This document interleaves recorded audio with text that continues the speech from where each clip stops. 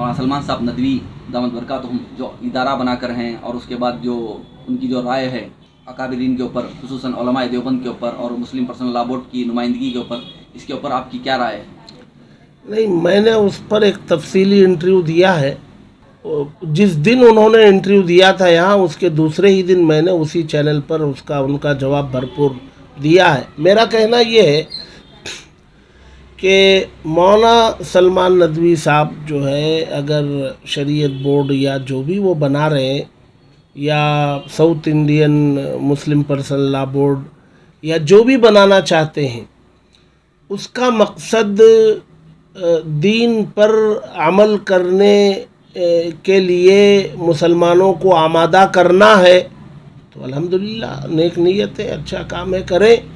لیکن اس کا مقصد مسلم پرسنل لا بورڈ کو نقصان پہنچانا ہے یا اس کے وزن کو کم کرنا ہے تو یہ غیر مناسب ہے، ان کے شان کے لائق نہیں ہے. یہ کام صحیح نہیں ہے.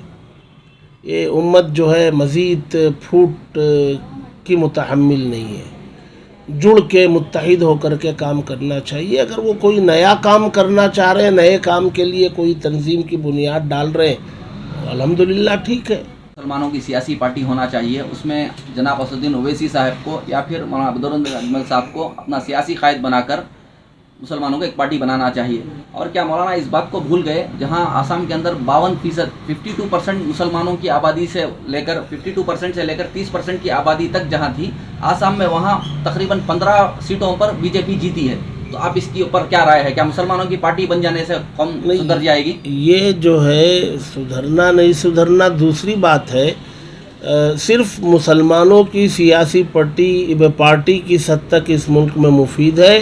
یہ بڑے لوگوں کا اس پر جو ہے ان کو روشنی ڈالنا چاہیے.